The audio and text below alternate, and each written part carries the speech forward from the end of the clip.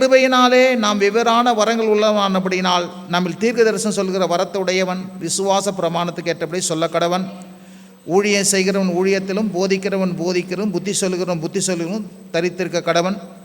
பகிர்ந்து கொடுக்கிறவன் வஞ்சனை இல்லாமல் கொடுக்க கடவன். முதலாளியானவன் ஜாக்கிரதையாக இருக்க கடவன். இரக்கம் செய்கிறவன் உற்சாகத்தோடு செய்ய கடவன். உங்கள் அன்பு மாயமற்றதாக இருப்பதாக. தீமையை வெறுத்து நன்மையை பற்றி கொண்டிருங்கள். சகோதர சிநேகத்தில் ஒருவருக்கு ஒரு பட்சமாயிருங்கள். கனம் பண்ணுகிறதிலே ஒருவருக்கு ஒரு முந்திக் கொள்ளுங்கள். அசதியாயிராமல் ஜாக்கிரதையாயிருங்கள். ஆவியிலே அனலாயிருங்கள். கர்த்தருக்கு ஊழியம் செய்யுங்கள். நம்பிக்கையிலே சந்தோஷமாயிருங்கள். உபத்திரத்திலே பொறுமையாயிருங்கள். ஜெபத்திலே உறுதியாய் தரித்திருங்கள். பரிசுத்தவான்களுடைய குறைவிலே அவர்களுக்கு உதவி செய்யுங்கள். அந்நியரை உபசரிக்க நாடுங்கள். உங்களை துன்பப்படுத்துவர்களை ஆசீர்வதிங்கள். ஆசீர்வதிக்க வேண்டியதை சபியாதிருங்கள். சந்தோஷப்படுவதுடன் சந்தோஷப்படுங்கள். அழுகளுடன் அழுகுங்கள். ஒருவரோடு ஒருவர் ஏக சிந்தையுள்ளதாயிருங்கள். மேட்டின்மையான சிந்தியாமல் தாழ்மையானவை இணங்குங்கள். உங்களையே புத்திமான்கள் என்று எண்ணாதிருங்கள். ஒருவனுக்கும் தீமைக்கு தீமை செய்யாதிருங்கள். எல்லா மனுஷருக்கும் முன்பாக யோக்கியமானவை செய்ய நாடுங்கள். கூடுமானால் உங்களால் மட்டும் எல்லா மனுஷரோடும் சமாதானமாக இருங்கள். கொஞ்சம் எக்கோ கேட்குது, கொஞ்சம் ஸ்லோ பண்ணுங்கள். பிரியமானவரே, பழிவாங்குதல் எனக்குரியது, நானே பதில் செய்வேன் என்று கர்த்தர் சொல்லுகிறார் என்று எழுதியிருக்கிறபடி நீங்கள் பழி வாங்காமல் கோபாக்கனைக்கு இடம் கொடுங்கள். அன்றியும் உன் சத்துரு பசியாக இருந்தால் அவனுக்கு போஜனம் கொடு, அவன் தாகமாக இருந்தால் அவனுக்கு பானம் கொடு. இப்படி செய்வதனால் அக்னி தழலில் அவன் தலைமையில் குவிப்பாய். நீ தீமையினால் வெல்லப்படாமல் தீமையை நன்மையினால் வெல்லு. ஆமென். இந்த 21 வசனம் ஒரு அற்புதமான வசனம். போன வாரம் நாம் 15வது வசனத்தை பார்த்தோம். சந்தோஷப்படுகளுடன் சந்தோஷப்பட வேண்டும், அழுகிறவர்களுடன் அழ வேண்டும் என்பதை குறித்து போன வாரத்தை பார்த்தோம். ஏன் துக்க வீட்டுக்கும் சந்தோஷ வீட்டுக்கும் ஒரு சேர நாம் செல்லணும்? ரெண்டுத்தையும் ஒன்று பிரித்து பார்க்க முடியாது, ரெண்டுமே முக்கியம் என்பதை குறித்து போன வாரம் பார்த்தோம். இந்த வாரம் 16வது வசனம் ரொம்ப முக்கியமான காரியம். இது நம்மளுடைய வாழ்க்கைக்கு மிகவும் எசென்சியல். ஒருவரோடு ஒருவர் ஏக சிந்தை உள்ளவர்களாக இருங்கள். மேட்டின்மையான சிந்தியாமல் தாழ்மையானவை இணங்குங்கள். உங்களையே புத்திமான்கள் என்று எண்ணாதிருங்கள். ஆமென். கவனிப்போம், திருப்போம். சில நேரத்தில் பாருங்கள், வசனம் பேசணும் சரசனை ஏஞ்சி போகிறீங்க. அது மற்றவங்களுக்கு ஒரு சரியான இது இருக்காது. அதனால் நல்லா கேளுங்க. தேவன் வசனத்தின் மூலமாக பேசுவதை கேளுங்க. நீங்கள் பேசுகிறது மட்டும் இல்லை, தேவன் பேசுவதை கேளுங்க. அப்படி பேசுகிறத கேட்கும்போது தான் உங்களை நீங்கள் என்ன பண்ண முடியும், திருத்தி கொள்ள முடியும். ஹல்லேலூயா. இங்கே ஆன்லைனில் வேறு இருக்குது, அதுலேயே நீங்கள் போட்டு கேட்கணும் மீண்டுமா. நானே முடிஞ்சோன்னே உடனே போய் கேட்பேன். சரியா? இந்த இடத்துல சொல்கிறார், 3 காரியம் சொல்கிறாரு. ஒருவரோடு ஒருவர் ஏக சிந்தையாக இருங்கள். அதாவது ஒருவரோடு ஒருவர் ஏக சிந்தையாக இருங்கள் அப்படின்னா ஒற்றுமையாக இருங்க அப்படின்னு சொல்கிறார். சொல்லுங்கள், என்ன சொல்லுங்கள்? ஒற்றுமையாக ஏக சிந்தை. பாருங்கள், ஒரு வீட்டில் 4 பேர் இருப்பாங்க. 4 பேர் வீட்டில் ஒன்றா இருக்கிறது மாத்திரமில்லை, 4 எண்ணங்களும் ஒன்றா இருக்கணும். ஹஸ்பண்ட் ஒய்ஃப் 2 பேர் இருப்பாங்க.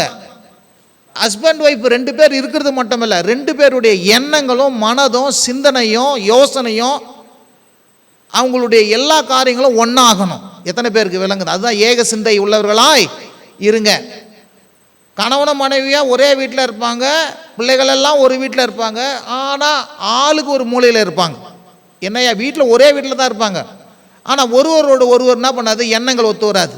இப்போ நம்ம சர்ச்சிலே இருக்கிறாங்க பாருங்களேன், நான் இந்த கோயிலுக்கு போவேன், நீ அந்த கோயிலுக்கு போ, நீ இந்த கோயிலுக்கு போ. 4 பேர் 4 எண்ணம்.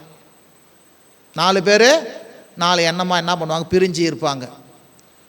ஒரு நாளும் ஒருத்தருக்கு ஒருத்தர் என்ன பண்ண மாட்டாங்க, கருத்தில் ஒன்றுபடவே மாட்டாங்க. ரொம்ப பெரிய கஷ்டம் இது, ரொம்ப பெரிய கஷ்டம். ஏன் அப்படின்னா, குடும்பமானாலும் தேசமானாலும் நிறுவனமானாலும் சபையானாலும் நாம் எல்லாம் ஒரு சில முக்கியமான காரியங்களாவது நாம் என்ன பண்ணணும், ஒற்றுமையாக இருக்கணும். சொல்லுங்கள், என்ன சொல்லுங்கள்? ஒற்றுமையாக இருக்கணும். கட்டி பிடிச்சிக்கிறது இல்லை. சில பேர் நான் ஒற்றுமையான கட்டி பிடிச்சிக்கிறது, நாங்கள் ஒன்றா தான் இருக்கிறோம் பார்த்தீங்களா அப்படி சேர்த்துக்கிறது இல்லைங்க. எண்ணங்களிலே, சிந்தனைகளிலே, யோசனைகளிலே, தாட்டில் என்ன பண்ணணும், ஒன்றாகணும். இருந்தால் ஒரு ஆமேன்னு சொல்லுங்கள். ஆண்டவர் சொல்கிறார், உங்களில் 2 பேர் வேண்டிக் கொள்ளுகிற எந்த ஒரு காரியத்தில் ஒருமனப்பட்டு கேட்டால் பரலோக பிதாவினால் அது உங்களுக்கு உண்டாகும் என்று சொல்லுகிறார். ஆண்டவர் சொல்றார், எங்கே 2 பேர் 3 பேர் என் நாமத்தினாலே ஒன்றாக வரீங்களோ, எது ஒன்றா 3 பேர் வருது மட்டும் இல்லை, ஒரே எண்ணத்தோடு ஒன்றாக வரீங்களோ, அங்கு அவர்கள் மத்தியிலே நான் என்ன பண்ணுவேன், எழுந்தருளுவேன், அவர்களை எழுந்து ஆசீர்வதிப்பேன்னு சொல்கிறார். அப்போது சரீர பிரகாரமாக மனுஷன் வந்து ஒற்றுமையாக இருக்கிறது மட்டுமில்லை, எண்ணங்கள் வழியாய் மனுஷன் வந்து எந்த அளவுக்கு ஒற்றுமை ஆகிறானோ அந்த அளவுக்கு மனுஷன் வந்து என்ன பண்ணுவான், ஆசீர்வதிக்கப்படுவான். இருந்தால் ஒரு ஆமேன்னு சொல்லுங்கள். சரீர பிரகாரமாகவும் ஒன்றா இருக்கணும், அப்படியே பிரிஞ்சிருக்கணும் சொல்லலை, சரீர பிரகாரமாகவும் ஒன்றா இருக்கணும். ஒரு வெயிட்டை தூக்க சொல்ல ஒருத்தர் தூக்க சொல்ல ரொம்ப பாரமாக இருக்கும். ஒரு 3 பேர் 4 பேர் தூக்க சொல்ல ரொம்ப ஈஸியாக இருக்கும். ஒரு வேலையை செய்ய சொல்ல ஒருவர் செஞ்சு முடிக்கிறது ரொம்ப கஷ்டம். ஒரு 3 பேர் 4 பேர் பகிர்ந்து கொள்ளும் போது ஈஸியாக செஞ்சு முடிக்கலாம்.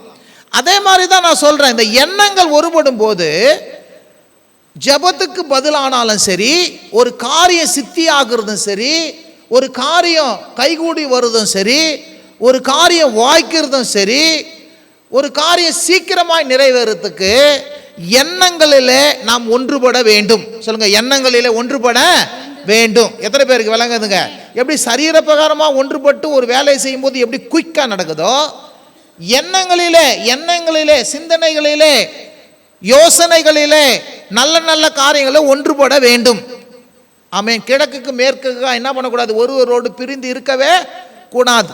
இன்னைக்கு நிறைய காரியம் வீட்டுக்கு ஆசீர்வாதம், குடும்பத்துக்கு ஆசீர்வாதம் வராதுறதுக்கு காரணம்னா ஒன்றா இருப்பாங்க, எண்ணங்கள் கிழக்குக்கும் மேற்கேக்கே இருக்கும். நான் அடிக்கடி சொல்கிறது, கிழக்கேக்கும் மேற்கேக்கும் பக்கத்தில் தான் இருப்பாங்க. ஆனால் இவரு நினைக்கிறது அவர் நினைக்க மாட்டார், அவர் நினைக்கிறது இவர் நினைக்க மாட்டார். கேட்டால் அவருக்கு அது பிடிக்காதுங்க, எனக்கு இது பிடிக்குங்க. நான் சொல்கிறேன், ஒரு சில காரியங்களை ஒரு வீட்டில் வந்து பாருங்களேன், ஒரு நாளைக்கு எனக்கு இது பிடிச்சிது உனக்கு இது பிடிச்சிது 4 சமையல் செய்ய முடியுமா? ஏதாவது ஒன்று சொல்லு பண்ணுவோம். 4 சமையலாக செய்ய முடியும். சரி, இன்றைக்கி என்ன செய்யலாம்? எல்லாம் கூட்டம் சேர்ந்து இன்றைக்கி சாம்பார் வச்சு என்ன பண்ணலாம், கறி ஃப்ரை பண்ணிடலாம். எல்லாம் ஒன்றா சேர்ந்தா ஒன்று செய்யணும். இல்லை எனக்கு இது வேணாம் அது வேணான்னா செய்யவே முடியாது. எல்லாம் என்ன பண்ண முடியாது, கொலாப்ஸ் தான் ஆகும். எத்தனை பேருக்கு விளங்குது நான் சொல்கிறது? ஆகவே தான் சபையானாலும் சரி, நீங்கள் தேவனுடைய காரியங்களில் என்ன பண்ண வேண்டும், ஒரே எண்ணமாக மாற வேண்டும். ஹல்லேலூயா. நீங்கள் ஏசாயா தீர்க்கதரிசன புஸ்தகத்தில் நீங்கள் வாசிக்கலாம், என்னையா வாசிக்கலாம். ஆனால் அது எடுத்துக்கொள்ளுங்க, 1ஆம் அதிகாரம் 19ஆம் வசனமா, இந்த வசனத்தை வாசிங்க. ஏசாயா தீர்க்கதரிசன புஸ்தகம் யாராவது ஒருத்தர் வாசிங்க பார்க்கலாம். நீங்கள் மனம் பொருந்தி செவி கொடுத்தால், மனம் பொருந்தணும், தேவனோடு மனம் பொருந்தணும், குடும்பத்தில் இருக்கிறோடு மனம் பொருந்தணும், சகோதரரோடு மனம் பொருந்தணும், கிறிஸ்துவ மக்களோடு கூட மனம் பொருந்த வேண்டும். அல்லேலூயா. மனம் பொருந்திட்டா நம்ம வேதம் சொல்லுது, தேசத்தின் நன்மையை புசிக்க வேண்டும். அல்லேலூயா. எத்தனை பேருக்கு விளங்குதுங்க? அதனால ஒன்று தெரிஞ்சுக்கங்க, குடும்பத்தில் இருக்கிறவங்க அட்லீஸ்ட் அதுலையாவது ஒரு ரத்த சம்பந்தம் நிமித்தமாவது ஒற்றுமையாக இருங்க. அதனால தான் என்ன சொல்கிறோம், ஒரு காரியத்தை முக்கியமான முடிவு எடுக்கிறதுக்கு முன்னே பேசணும். இதை செய்யலான்னு இருக்கிறேன், மனைவியே நீ என்ன சொல்கிற, பிள்ளைகளே நீ இது என்ன செய்ய சொல்ல, இல்லை இது இப்படி செய்யலாம் அப்படி செய்யலாம். ஒரு வீடு கட்ட சொல்ல, ஒரு திருமணம் பண்ண சொல்ல, ஒரு வேலை தொடங்க சொல்ல, வியாபாரம் பண்ண சொல்ல, எப்படி நம்ம வந்து மற்றவங்கிட்ட பேசி இதை செய்யலாமா கேட்டு ஒரு ஆலோசனை பண்ணி என்ன பண்ணுறோம் பாருங்க. நாட்டில் இருக்கிறவங்களோட சட்ட சபையில் ஒரு காரியங்களை பேசி இதெல்லாம் செய்யலாம்னு அறிவிச்சிட்டு தான் என்ன பண்ணுவாங்க, எல்லாருடைய ஒப்பீனியன் கேட்டுட்டு தான் என்ன பண்ணுவாங்க, செய்வாங்க. அதே மாதிரி நான் சொல்கிறேன் பாருங்க, இல்லை நான் அப்பயே சொன்னேன் இது எனக்கு பிடிக்கல, இது சரி வராதுன்னு சொல்லி என்ன பண்ணுவான், அப்போ சொல்லுவான் சரி வரலாத பிறகு. சரி வராதுக்கு முன்னே என்ன பண்ணுவான், அமைதியாக இருப்பான். ஏதோ அவனோட ஒப்பீனியாவது என்ன பண்ணலாம் சொல்லியிருக்கலாம். எத்தனை பேருக்கு விளங்குது நான் சொல்கிறது? அதனால் நான் சொல்கிறேன் பாருங்கள், எல்லா காரியத்திலும், தேவனுக்கு அடுத்த காரியங்களும் உலகத்துக்கு அடுத்த காரியங்களிலும் நீங்கள் வந்து ஒரு நிறுவனமானாலும், குடும்பமானாலும், கணவன் மனைவி ஆனாலும், ஊழியமானாலும் ஒருமனப்பட்டால் தான் அந்த இடத்துல கர்த்தர் கிரியை செய்ய முடியும். ஒருமனப்படலைன்னா கர்த்தர் கிரியை செய்ய முடியவே முடியாது. அதாவது 25 வருஷம் நான் ஊழியத்தில் இருக்கிறேன், நான் எதுவும் தனியாக எடுத்து செய்ய முடியாது. அவங்களோட என்னோட கூட ட்ராவல் பண்ணுறாங்க. அப்போ நான் இதை செய்ய போகிறேன், இதை பண்ணலாம், என்ன சொல்ல வரீங்க அப்படின்னு அவங்கக்கிட்ட என்ன கர்த்தர் எனக்கு சொல்லிக்கிறாரு. சரி, கர்த்தர் சொன்னால் நானும் செய்கிறேன். ஹல்லேலூயா. நான் சொல்கிறேன் பாருங்கள், உங்களுடைய எல்லா சக்ஸஸும் எதில் இருக்குது அப்படின்னா, ஒருவருக்கொருவர் பிரிஞ்சு இருக்கிறதுனால இல்லை, ஒருவருக்கொருவர் சேர்ந்து இருப்பதுனால தான் சக்ஸஸே இருக்குது. எத்தனை பேருக்கு விளங்குத?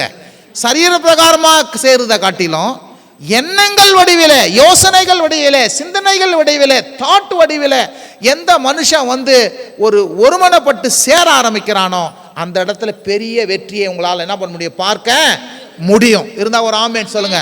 நிறைய பேருக்கு இதனுடைய ரகசியமே தெரியல. ரகசியமே தெரியல.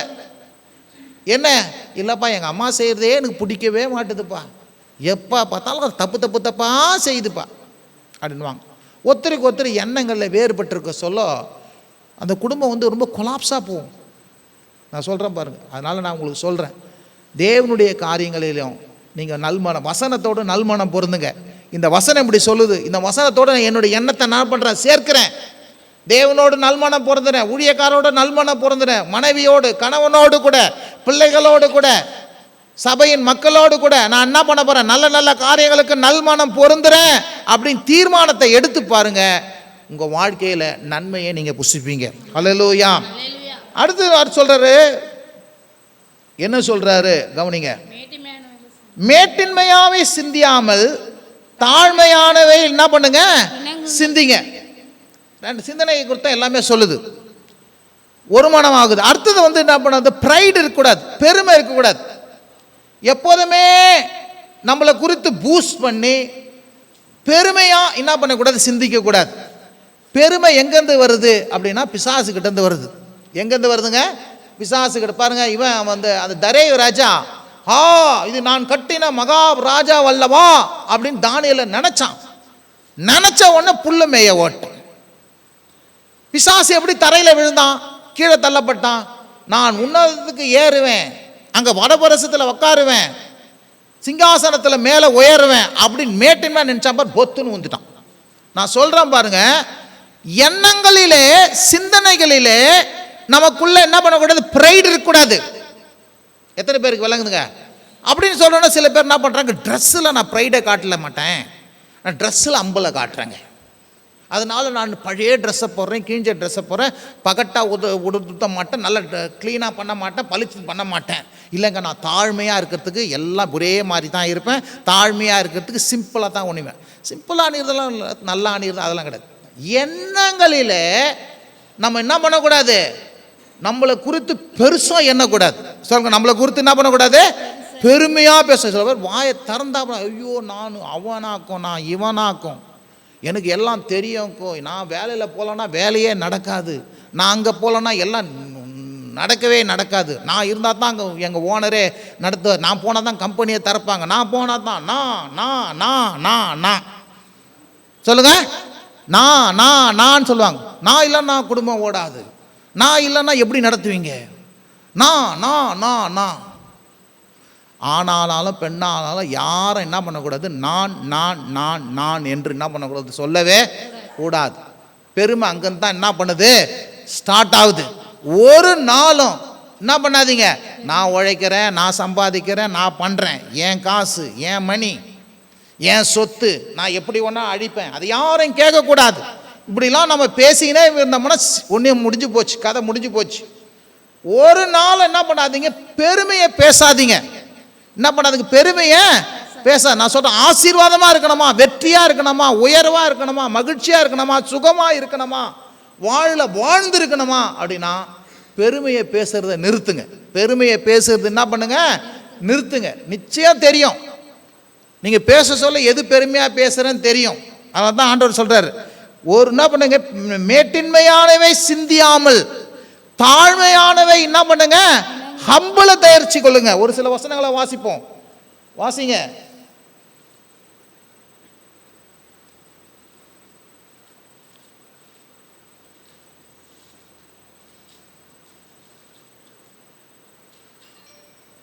வாசிங்க. இந்த வசனம் நோட் பண்ணிக்கோங்க லைனா. யாக்கோபு 4ஆம் அதிகாரம் 16 நோட் பண்ணிக்கோங்க. பிலிப்பியர் 2ஆம் அதிகாரம் 3 நோட் பண்ணிக்கோங்க. எபேசியர் 4ஆம் அதிகாரம் 2 நோட் பண்ணிக்கோங்க. கொலோசியர் 3ஆம் அதிகாரம் 12 நோட் பண்ணிக்கோங்க. 2 கொரிந்தியர் 10ஆம் அதிகாரம் 5 நோட் பண்ணிக்கோங்க. 2 கொரிந்தியர் 10ஆம் அதிகாரம் 13ஆம் வசனம் நோட் பண்ணிக்கங்க. 2 கொரிந்தியர் 10ஆம் அதிகாரம் 17ஆம் வசனம் நோட் பண்ணிக்கங்க. கலாத்தியர் 6ஆம் அதிகாரம் 14ஆம் வசனம் நோட் பண்ணிக்கங்க. இந்த வசனம் தான் பார்க்க போறோம். நோட் பண்ணிட்டீங்களா? ஒன்று ஒன்றா வாசிங்க. யாக்கோபு 4:16 வாசிங்க. மேன்மை பாராட்டுகிறீர்கள். இப்படிப்பட்ட மேன்மை பாராட்டால் யாவும் பொல்லாங்காய் இருக்கு. நிறைய காரியம் சொல்லின்னு வராரு. சொல்லிட்டு வந்துட்ட பேரு சொல்றாரு, இப்பொழுது உங்கள் வீம்புகளில் நீங்கள் மேன்மை பாராட்டுகிறீர்கள். சில பேர் ஏன் மேன்மை பாராட்டுவான் தெரியுமா? வீம்புக்கு மேன்மை பாராட்டுவான். சொல்லுவாங்களா அந்த காலத்தில்?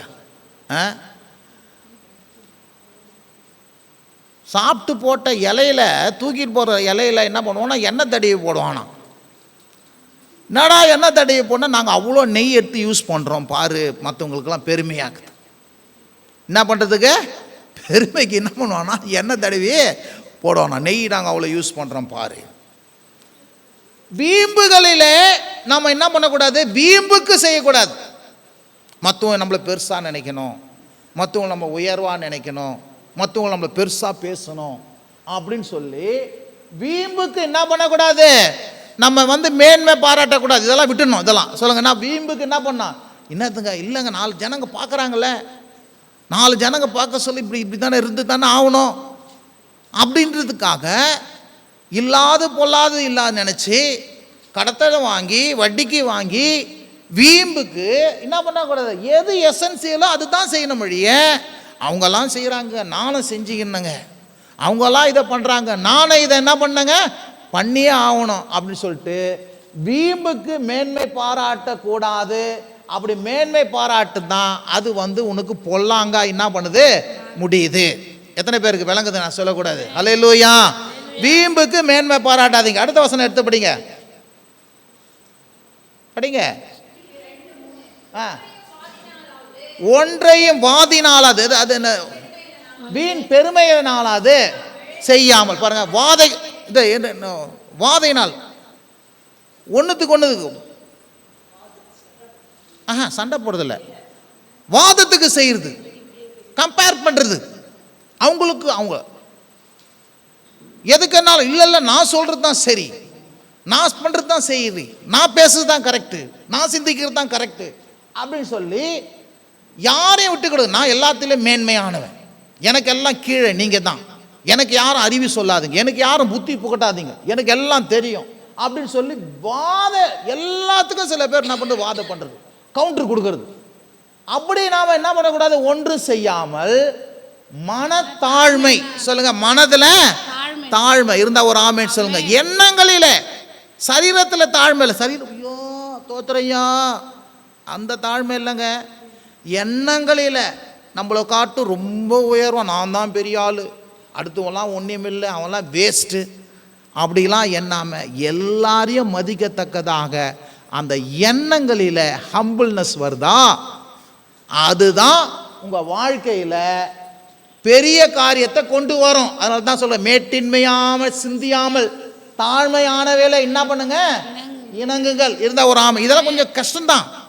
எப்போ நல்லா ப்ரேயர் பண்ணி நல்லா வசனத்தை வாசித்து உங்கள் வாழ்க்கை முறையில் இந்த பேச்சுக்கு நீங்கள் என்ன பண்ணணும்? எண்ணத்துக்கும் சரியாக டைம் கொடுத்து, இது சரியா இது சரியில்லையா, இது எண்ணலாமா எண்ணக்கூடாதா டைம் கொடுத்து யோசித்து ஒரு காரியத்தை நீங்கள் செய்வீங்கன்னா இதெல்லாம் விட்டுடுவீங்க. இதெல்லாம் விட விட விட விட வாழ்க்கையில் என்ன பண்ண ரொம்ப ஜோராக இருப்பீங்க. இருந்தால் ஒரு ஆமேன்னு சொல்லுங்கள். ஒன்றும் என்ன பண்ண வாதினால வீண் பெருமையால் செய்யக்கூடாது. மனத்தாழ்மையை தெரிஞ்சுக்கொள்ளுங்க. சொல்லுங்கள், மனத்தாழ்மை. ஹல்லேலூயா. இருந்தால் ஒரு ஆமேன்னு சொல்லுங்கள். எண்ணங்களிலே தாழ்மை. எண்ணங்களிலே என்ன பண்ணுதுங்க? தாழ்மை. நீங்கள் உங்களை வெளிக்காட்டணும் அவசியம் கிடையாதுங்க. எனக்கு என்னெல்லாம் தெரியுமா, எனக்கு எவ்வளோ பெரிய ஆள் தெரியுமா அப்படின்னு மற்றவங்க உங்களை புகழட்டும். உங்கள் வாயே என்ன பண்ணக்கூடாது? உங்களை புகழ தேவையே இல்லை. எத்தனை பேருக்கு விளங்குதுங்க? இதெல்லாம் தீர்மானமாக எடுத்துக்கோங்க, 10 கட்டளை மாதிரி எடுத்துக்கோங்க. ஹல்லேலூயா. அடுத்த வசனம் வாசிங்க.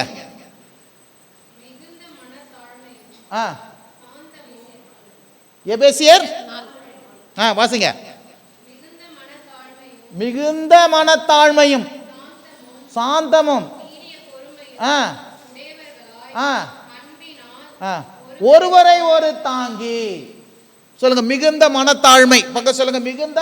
ஃபர்ஸ்ட் மனத்தாழ்மை, மீண்டும் மிகுந்த மனத்தாழ்மை, நீடிய பொறுமை. சொல்லுங்க நீடிய பொறுமை. பெருமை இருக்கக்கூடாது, பொறுமை இருக்கணும். பிரைடு இருக்கக்கூடாது, பேஷண்ட் இருக்கணும். இருந்தா ஒரு ஆமென் சொல்லுங்க. ஹல்லேலூயா. எத்தனை பேருக்கு விளங்குதுங்க? எவ்வளவுக்கு எவ்வளவு மனத்தாழ்மையை அணிந்து கொள்கிறியோ உன்னை சுற்றி சாந்தம் வரும், அமைதி வரும். அதுக்கப்புறம் என்ன வரும்? நீ பொறுமைசாலியா மாறிடுவ. இருந்தா ஒரு ஆமென் சொல்லுங்க. அவசர கொடுக்கையா இருக்க மாட்டேன். பெருமையை தவிர்க்க தவிர்க்க தவிர்க்க நீ என்ன பண்ணுவ? ரொம்ப பேஷண்டான மனுஷனா ஆவ. ரொம்ப பொறுமையா எல்லாம் செய்வ, யோசிச்சு செய்வ. எதை செய்யக்கூடாது எதை செய்யணும்னு சொல்லிட்டு ஒரு தெளிந்த புத்தி கிடைக்கும். இருந்தா ஒரு ஆமென் சொல்லுங்க.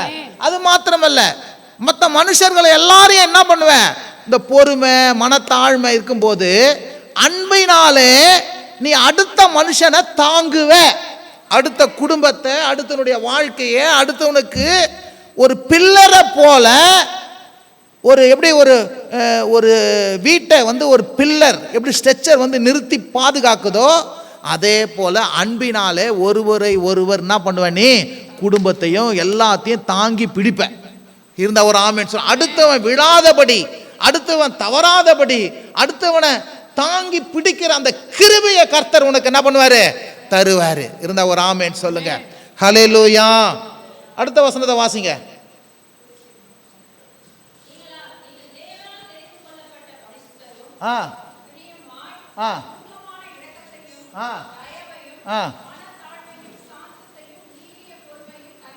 முதல் நீங்க யாரு?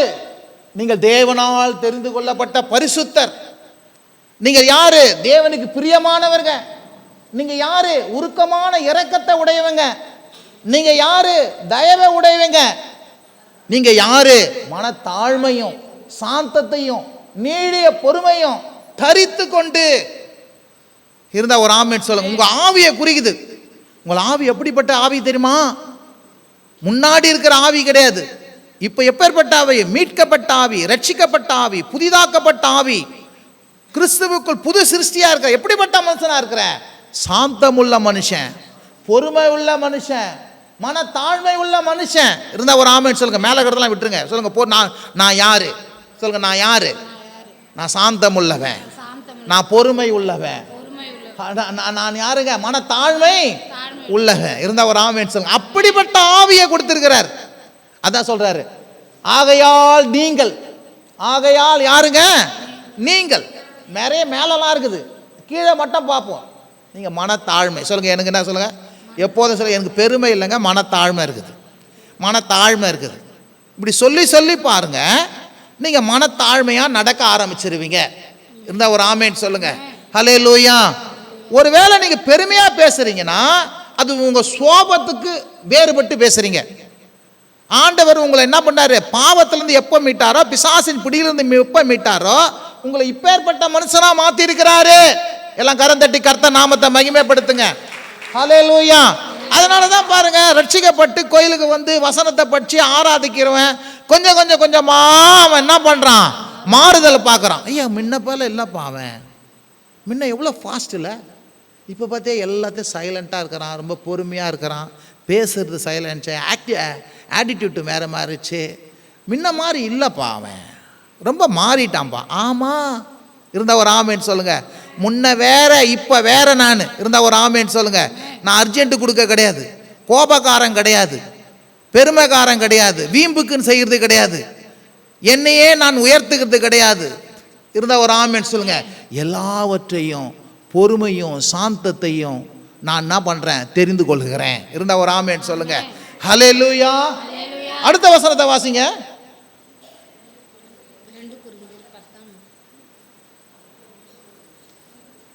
வாசிங்க.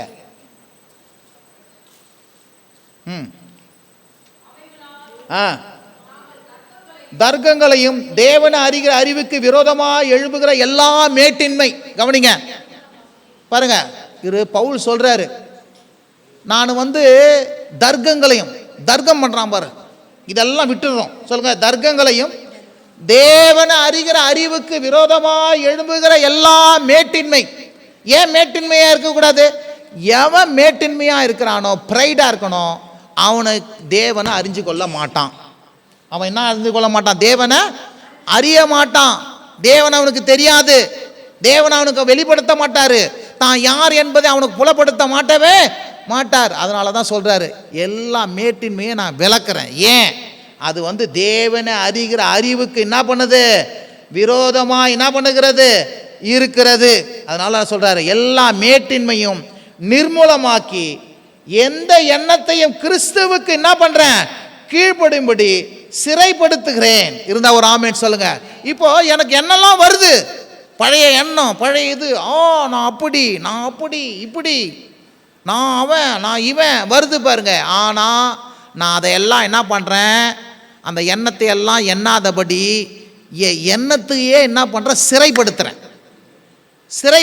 சிறைப்படுத்துறேன்னா என்ன? ஒருத்தனை சிறையில் போட்டால் வெளியே வர முடியாது. அதே மாதிரி இந்த எண்ணங்கள் எல்லாம் ஏன் வெளி காட்டாதபடி, வெளியே வராதபடி, அதை குறித்து பெருசாக பேசாத, திங்க் பண்ணாதபடி இந்த எண்ணங்களை எல்லாம் நான் என்ன பண்ணுறேன்? சிறைப்படுத்துகிறேன். இருந்தா ஒரு ஆமென். வராதுன்னு சொல்ல வரல, வரலாம். வந்தா கூட நீ என்ன பண்ண? அந்த எண்ணத்தை என்ன பண்ண? அடக்கி ஆளணும். எத்தனை பேருக்கு விளங்குதுங்க? நான் எண்ணம் வராதுன்னு சொல்ல, வரலாம். என் மேலே காக்காவே பறக்கக்கூடாதுன்னு சொல்ல முடியுமா? ஆனால் காக்கா கூடு கட்டுறதுக்குன்னா விடக்கூடாது. எத்தனை பேருக்கு விளங்குது நான் சொல்கிறது? ஹல்லேலூயா. எந்த எண்ணமும் தப்பான எண்ணம் வரவே கூடாதுன்னு சொல்லலாமா? ஒருவேளை வரலாம், ஆனால் அந்த எண்ணத்தையே என்ன பண்ணக்கூடாது? கூடு கட்டி முட்டை பொறிக்க விட்டுறக்கூடாது. இருந்தால் ஒரு ஆமேன்னு சொல்லுங்க. விளங்குதான் நான் சொல்கிறது? வரலாம். சரி, இது தப்பான எண்ணமாச்சே, இது சரியான எண்ணம் இல்லையே, இது தேவனுக்கு பிடிக்காத, இதை நான் சிந்திக்க மாட்டேன், இதை நான் செய்ய மாட்டேன்.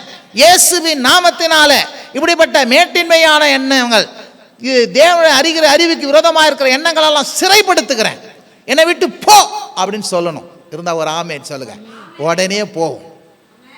உடனே இயேசு என்ன சொன்னார்? நீ தேவனுக்கு ஏற்றவை சிந்தியாமல் மனுஷனுக்கு ஏற்றவெல்லாம் நீ என்ன பண்ணுற? சிந்திக்கிறேன்னு சொல்லிட்டு பேதுருவை சொன்னாரா இல்லையா? இருந்தால் ஒரு ஆமேன்னு சொல்லுங்க. அப்போ எண்ணங்களில் ரொம்ப ஜாக்கிரதை வேணும்.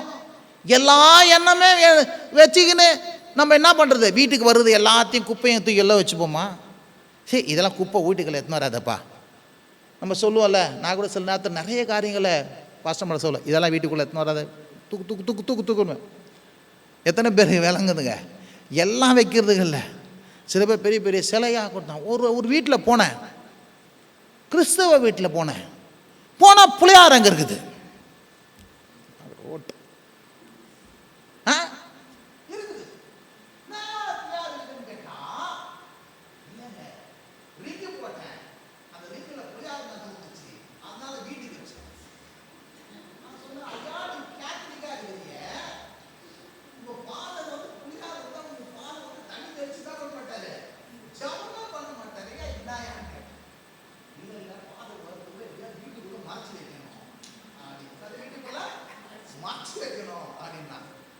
நான் சொல்றேன், இந்த ராகேல் மறைச்சு வைக்கிற மாதிரி என்ன பண்ணாதீங்க, மறைச்சு வைக்காதீங்க. ராகேல் மறைச்சு வச்சதோடு தான் அவளால் என்ன பண்ண முடியல, வாக்கு பண்ணப்பட்ட தேசத்துக்கு என்ன பண்ண முடியல, திரும்பி போகவே முடியல. எத்தனை பேருக்கு விளங்குதுங்க? ஒரு நாளும் எல்லாத்தையும் வச்சுக்கணும். இருந்தா ஒரு ஆமேன்னு சொல்லுங்க. அப்படி இருக்காதீங்க, அப்படி என்ன பண்ணாதீங்க, இருக்கவே இருக்காதீங்க. விளங்குறவங்களாம் ஒரு ஆமேன்னு சொல்லுங்க. ஹல்லேலூயா. அப்போ சிறைப்படுத்தணும். என்ன சிறைப்படுத்தணும்? எல்லா எண்ணத்தையும் சிந்திக்க கூடாது. இதெல்லாம் தப்பான எண்ணம், இதெல்லாம் சிந்திக்க மாட்டேன், இதை அப்படி பேச மாட்டேன். இப்போ முதலாளி, நான் அடிக்கடி சொல்லுவேன்ல, முதலாளி வருது, இவனை பாரு என்ன என்ன உபத்திரம் பண்ணுறான், ஒரே குப்புன்னு குத்துறேன் பார் அப்படின்னு சொல்லி நம்ம என்ன பண்ணுறது, எண்ணங்களை வருது. நம்ம என்ன குத்துறோமா இல்லை பேசுகிறோமா? அடுத்த வடை என்ன பண்ணுவான் முதலாளி, சீட்டை கிழிச்சு நீ இனிமேல் வேலைக்கு தேவையில்ல போ அப்படின்னுவான். குத்த தேவையில்ல, பேசினாலே அமுச்சு விட்ருவான். வருதா? அப்போ மட்டும் நம்ம என்ன பண்ணுறோம், சீச்சி தப்பாயிடும், வேலை போயிடும், சாப்பாடுக்கு எங்கே போவோம், இதை சிந்திக்கிறோம். ஆனால் நம்ம என்ன பண்ணக்கூடாது, செய்யக்கூடாது, பேசக்கூடாது சொல்லிட்டு வாயை பொத்தின்னு இருக்கிறோமா இல்லையா? எல்லாம் மனசில் நினைக்கிறதுல, எல்லாம் யோசிக்கிறதெல்லாம் பேசிடுறோமா, செஞ்சிடுறோமா? செய்யவே மாட்டோம். இருந்தால் ஒரு அதெல்லாம் அறிவு இருக்குதுல்ல, அதே மாதிரி தான் எண்ணங்கள்